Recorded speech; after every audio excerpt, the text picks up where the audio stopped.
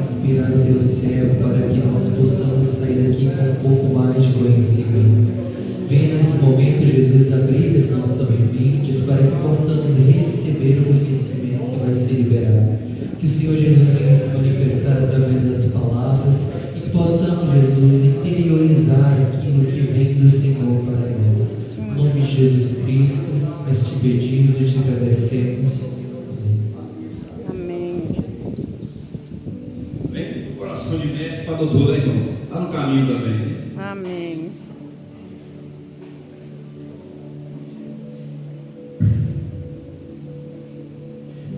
Bom dia, paz do Senhor. Pode sentar, irmãos. Quando eu recebi o convite, primeiro eu tive um tempo para pensar se realmente era tempo, né, se eu fosse algo para compartilhar de fato, né, porque a gente estuda, mas não é tudo que a gente estuda que a gente precisa ou deve compartilhar, né, existe um momento para tudo. Mas o livro de João é um livro muito importante, eu diria que é um dos livros mais importantes da Bíblia. E aí eu acredito que após a palestra vocês vão entender porque eu acho o livro de João um dos mais importantes. Eu acredito que sem ele seria impossível enxergar a Trindade no Antigo Testamento, né? Se a gente excluir o livro de João, é impossível enxergar Jesus no Antigo Testamento. Para introduzir, existem 4 evangelhos, né? Mateus, Marcos, Lucas e João. Os 3 primeiros possuem uma linguagem parecida, eles relatam situações parecidas de milagres e de palavras que Jesus transmitiu. Eles são conhecidos como os evangelhos sinóticos. E existe a intenção em cada um deles de transmitir a mensagem para um público específico.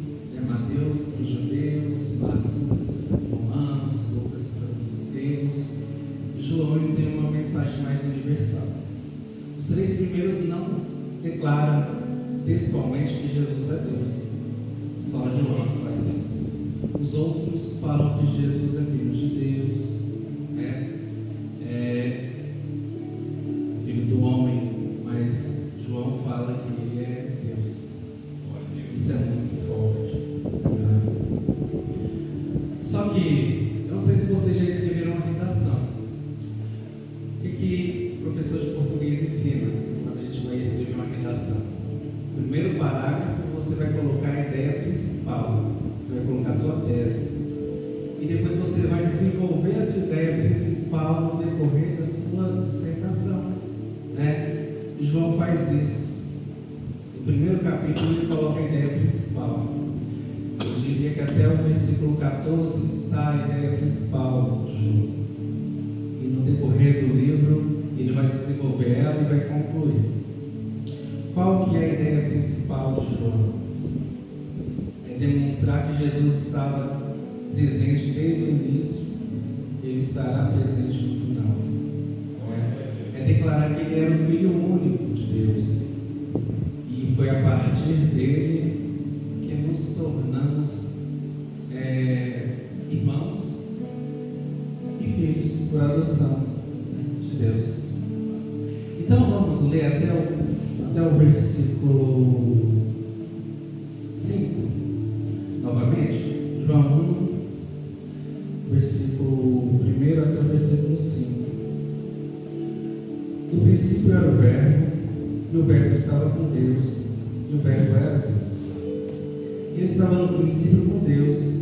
Todas as coisas foram feitas por intermédio dele. E sem ele, nada do que foi feito se fez. A vida estava nele, e a vida era a luz dos homens. A luz resplandece nas trevas, e as trevas não prevalecem contra ele. João fala que o Verbo estava presente lá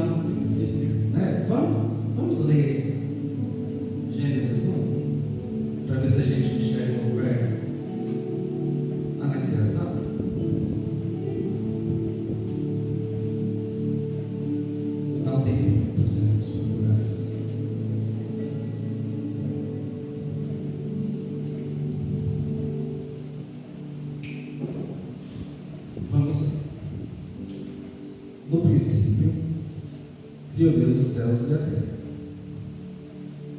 A terra, porém, estava sem forma e vazia. Havia trevas sobre a face da luz. O Espírito de Deus pairava sobre as águas. Disse Deus: haja luz, e houve luz. E viu Deus que a luz era boa, e fez separação entre a luz e as trevas. Chamou Deus a luz dia e as trevas noite. Houve tarde e manhã, o primeiro dia. Vamos ler de novo para ver se a gente percebe. No princípio criou Deus os céus e a terra. A terra, porém, estava sem forma e vazia. Havia trevas sobre a face do abismo, e o Espírito de Deus pairava sobre a face das águas. Disse Deus: haja luz, e houve luz. E viu Deus que a luz era boa, e fez separação entre a luz e as trevas. Onde está a palavra aqui? Está a palavra: e disse Deus: haja luz. Então, no Novo Testamento, no Antigo Testamento, existem várias menções da palavra de Deus de várias formas. Deus falando e profetas falando por ele, né? Aí eu anotei alguns versículos aqui. Deuteronômios 30:14, Jeremias, Deus falando e ouvindo. Ezequiel, Êxodo. E o que todas essas palavras e essas menções de Deus falando e Deus ouvindo têm em comum? Todas a gente tem que entender que a Bíblia ela foi escrita em hebraico e aramaico no Antigo Testamento e em grego no Novo Testamento. Todas essas palavras no Antigo Testamento são comunicações de Deus, e elas aparecem na Bíblia como dabar. Dabar é a palavra em hebraico. E houve um momento em que os judeus, que eram inspirados pela cultura grega, traduziram a Bíblia toda para o grego. Só que eles traduziram a maior parte dessa comunicação de Deus para a palavra remar, ou rema, e não para logos. João, quando vai escrever o livro, ele escreve logos, ele não escreve. O que significa rema? Ou remar? É uma outra concepção de logos. Eu anotei aqui o significado. É uma outra concepção da palavra de Deus. É uma comunicação. É um significado diferente do que João está falando lá no Novo Testamento. Então, é comunicação de Deus, falando com as pessoas, ouvindo as pessoas, mas não é o que João está falando sobre Jesus.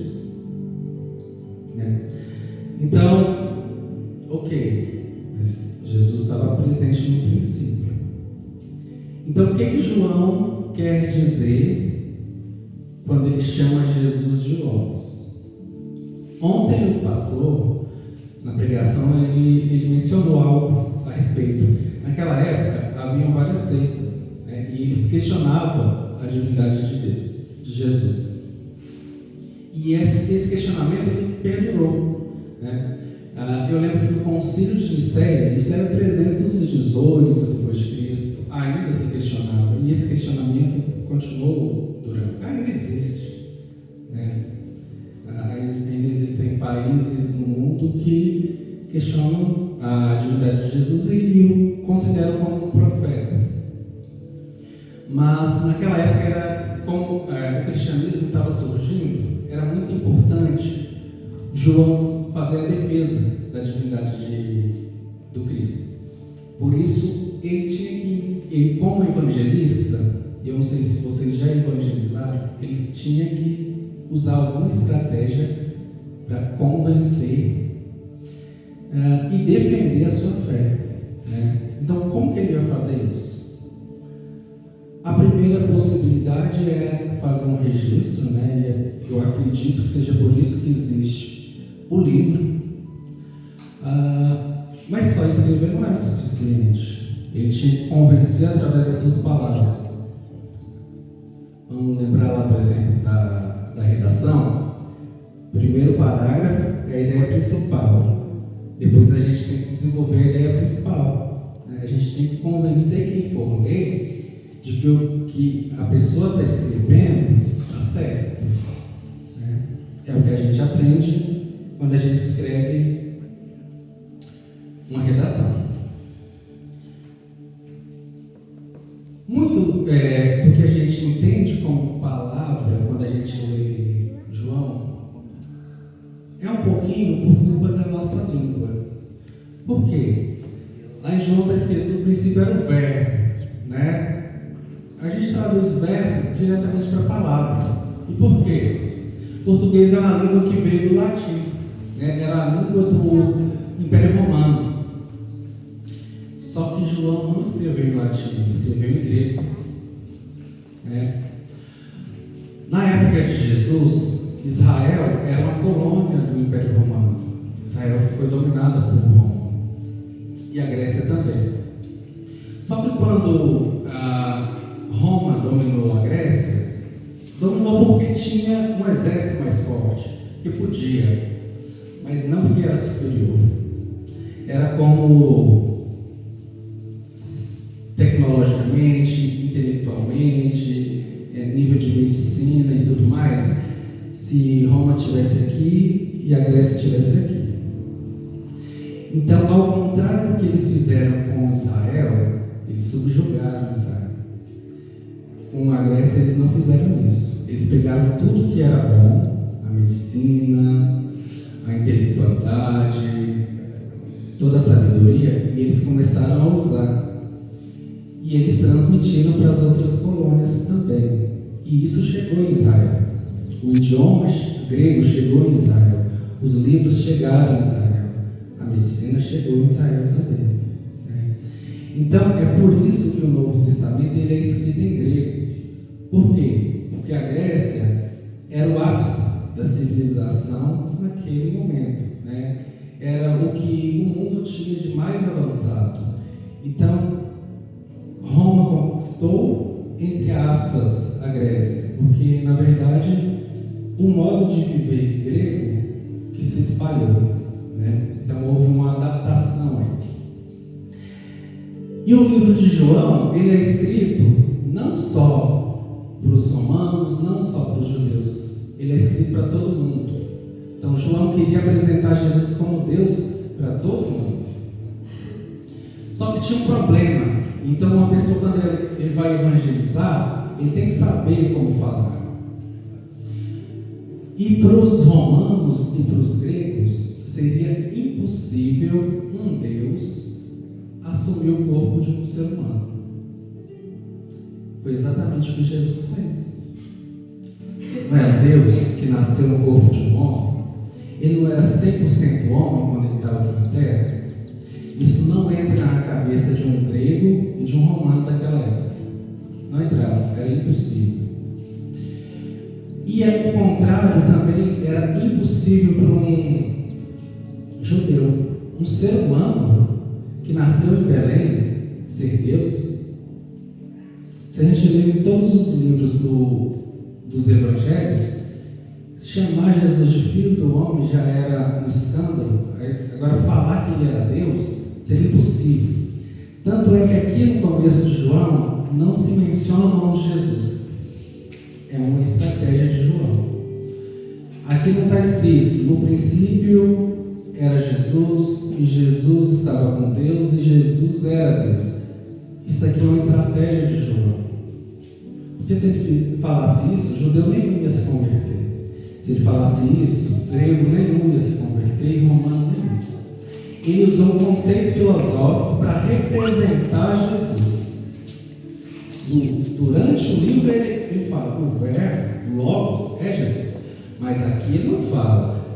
Quando a gente está tentando convencer alguém de uma coisa, a gente não fala logo de cara. A gente prepara a pessoa primeiro para depois falar: é isso que eu quero. Quando a gente escreve uma redação também, a gente vai usar esse exemplo da redação. Mas existem duas possibilidades para entender por que João escolheu essa palavra, logos, um conceito filosófico. O primeiro está no próprio judaísmo tardio. Lembra que eu falei que o Antigo Testamento ele foi traduzido para o grego? Então, a cultura grega, ela influenciou Israel, né? E influenciou de tal ponto que a própria Bíblia foi traduzida para o grego, porque era um idioma que significava maior cultura e, de fato, poderia espalhar a palavra de Deus por todo o mundo, que era um idioma que todas as pessoas que tinham conhecimento escreviam e falavam. Então, havia uma pessoa chamada Filon, lá em Alexandria, que já trabalhava e estudava essa questão do Logos, né? Isso pensando no judaísmo. Foi do judaísmo que veio o cristianismo, né? Então, o que significava Logos dentro do judaísmo tardio? O judaísmo que era influenciado pela Grécia. Eu vou ler aqui para vocês, para não errar nada, tá? Era um arquétipo das ideias, um lugar no mundo inteligível, um modelo do mundo sensível. O mundo, por pertencer ao domínio da sensação, é o filho caçula de Deus, enquanto que o filho mais velho, o Logos, por ser de natureza inteligível, é mantido do lado de Deus. Ideia de um mediador entre o Deus transcendente e o universo. É ao mesmo tempo logos, né? Mente, intelecto ou espírito, divino no mundo inteligível. Isto é, a imagem compreensível e eterna de que Deus se serviu para criar um mundo sensível. O Logos é ainda o homem ideal, de onde derivam os homens empíricos. Aqui ele está falando que o Logos é o homem ideal, né? É o filho mais velho de Deus. Isso aqui é um judeu helenista falando. Ele falou, se não me engano, séculos antes de Jesus nascer. Dentro da filosofia existe o filósofo Platão. Não sei se vocês já ouviram falar. Platão ele defende que existem duas realidades, uma sensível e uma inteligível. A inteligível é onde as ideias existem, onde tudo que é perfeito existe. Se existe um ser humano aqui na Terra, é porque existe a ideia de um ser humano nesse mundo ideal. Se existe uma cadeira aqui, é porque existe uma cadeira ideal lá nessa realidade. Se existe bondade aqui, é porque a bondade de fato existe lá. Se existe amor aqui, é porque o amor de fato existe lá. Então, é algo parecido com o céu que a gente conhece, né? Só que Platão, ele escreveu isso antes de Jesus nascer, né? Então tem coisas parecidas com o cristianismo e tem coisas que são muito diferentes. Então, o que o Filon, que era um judeu, ele falou antes do cristianismo, antes de Jesus nascer, que o Logos era o filho mais velho de Deus, que era uma intermediação de Deus com o mundo. E o que mais? É uma imagem compreensível e eterna de que Deus se serviu para criar o mundo sensível, para criar esse mundo aqui. E existe uma outra possibilidade do porquê João decidiu usar Logos para descrever Jesus. Quando eu vou dar aula de filosofia, antes de falar, de entrar propriamente na filosofia grega, a parte da razão, a parte do Logos, eu ensino um pouco de mitologia, que foi a forma como a humanidade tentou explicar por que nascemos, por que entendemos as coisas como são. A mitologia ela também serve para dar direção do que é certo e o que é errado. Posteriormente, surgiu o pensamento racional, né, das explicações mais racionais. E o Logos, ele se apresenta como uma separação disso, desse pensamento que não tem fundamento na razão. Né? E aí, os filósofos que afastaram a mitologia e introduziram a razão são conhecidos como os filósofos pré-socráticos. E um desses filósofos pré-socráticos foi o Heráclito. O Heráclito, pessoal, ele tem uma definição muito importante para Logos. Na verdade, uma definição que eu acredito, não só eu, vários pensadores da teologia acreditam que inspirou João a escolher a palavra Logos para descrever Jesus.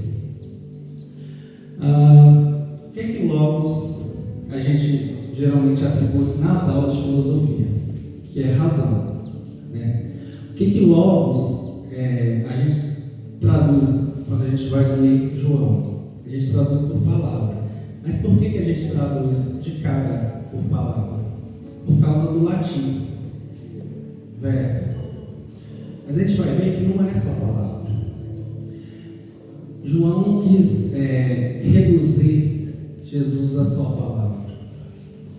Vamos ler a definição? Na língua grega, Logos adquiriu significados variados: palavra, discurso, cálculo, número, narração, fundamento, tema expressado, razão, lei interior. Em Heráclito, ele tem um papel encarado como a lei do universo. O significado de Logos é eterno, está presente em toda parte, encarna-se no fogo, ele é um elemento primordial que domina o incessante fluxo das coisas. Ele harmoniza as forças opostas, ele comunica aos homens a palavra, e enquanto percebido por todos, torna-se critério da verdade. Ensina e reconhece a unidade essencial de todas as coisas. Heráclito identificou que fogo como sendo princípio fundamental, né, porque os filósofos pré-socráticos escolhem um elemento da natureza. Né, o Tales escolhe a água, o Anaximenes escolhe o ar, o Anaximandro é a matéria, alguns escolhem os quatro elementos. O Heráclito escolhe o fogo como o princípio gerador da vida. Mas ele define o Logos como isso, né? Como a palavra criadora, como o princípio original de todas as coisas, como a substância que deu origem a tudo. Então, quando João ele chama Jesus de Logos, ele está falando sobre isso, né? No princípio era o Logos, no princípio era a palavra criativa, no princípio era a substância que deu origem a todas as coisas, no princípio era o que poderia intermediar os seres humanos com Deus, no princípio era a luz de tudo. E o Verbo e o Logos estava com Deus. Ou seja, a palavra criativa estava com Deus. E o Logos era Deus. E a substância que deu origem a todas as coisas, e a palavra criativa, e a inspiração de tudo, era Deus. Quem é essa substância? É Jesus. Né? É isso. Não é só uma palavra. Não é a comunicação de Deus, é o princípio que deu origem a tudo, é o faça-se, não é uma comunicação, não é assim diz o Senhor, é o próprio Senhor. Né? Diferente de todas as leituras que a gente pode fazer, é sobre isso, é a própria substância que criou tudo, né? É a terceira pessoa da Trindade. Vamos fazer uma observação aqui. Tira tudo isso que a gente aprendeu agora. dá para perceber Jesus lá no Gênesis? Sinceramente, a gente, enquanto cristão, a gente ouve muito essa pregação, né? Mas se a gente tirar João, não tem. Sinceramente, não tem. Então, inspiração de Deus, realmente. Então, João, ele é muito usado aqui. Então, usando esse conceito que é aceito tanto pelos judeus, que Filon era da tradição rabínica, né? E os rabinos aceitavam logos. Quanto os filósofos, porque o Heráclito era um filósofo pré-socrático, ou seja, todos os gregos aceitariam logos também. Ele consegue juntar judaísmo e filosofia grega, uma palavra só. Isso é muito difícil. Não haveria uma outra palavra para expressar Deus nas duas tradições que são milenares, sem criar uma confusão. E foi por isso que eu acredito que o cristianismo conseguiu chegar aonde chegou, né? E ele conseguiu provar, através desse texto, que Jesus era Deus, né? Ele conseguiu criar a tese, a ideia principal, ele conseguiu desenvolver o texto dele e conseguiu concluir, demonstrando que Jesus é Deus. E aí, no último no versículo 14, só para 14 no 12, e eu quero ler de forma, nessa sequência, ele fala: e o Verbo se fez carne, o Logos se fez carne, e habitou entre nós, cheio de graça e de verdade, e vimos a sua glória, glória como unigênito do Pai. Então ele era o Filho único. Mas aí no 12, ele fala: mas a todos quantos o receberam, deu-lhes o poder de serem feitos filhos de Deus. Então ele era filho único, mas todos que o recebem passam a ser filhos de Deus com ele. Amém. Ele deixa de ser o filho unigênito e passa a ser o primogênito. Porque todos que o aceitam passam a ser filhos com ele. Amém. Então existe um mistério aqui, né? Então, gente, era essa mensagem que eu tinha para trazer para vocês. Tem muita coisa, mas eu tentei resumir, né, para não ficar muito extenso, né, porque às vezes a gente falar demais não significa transmitir muita coisa, né? Eu espero ter contribuído com vocês. E é isso. Aleluia. Glória a Jesus. Amém. Deus abençoe. Rafael. Irmãos, a gente tem que entender que nós não sabemos tudo ainda, né? Sempre temos algo a aprender. É por isso que a palavra do Senhor vai nos incentivar, vai nos dizer, para nós conhecer e prosseguir em conhecer o Senhor. Amém. Por mais que aqui tenha alguns que estudou, tem intelectualidade avançada, buscada, mas tem outros, igual eu estava comentando com o pastor Luiz, que tem muitos que pensam, que logos é apenas aquela marca de um carro, da Volks, E aí vê a profundidade, das palavras. É por isso que temos que estudar, examinar e aprender, para que nós não venhamos, a palavra nos ensina, nós não venhamos ser presa fácil, ser levado por qualquer vento de doutrina, Que Deus abençoe, Rafael. Só Deus para recompensar você que contribuiu sim e contribuiu muito para o nosso aprendizado nessa manhã. Amém?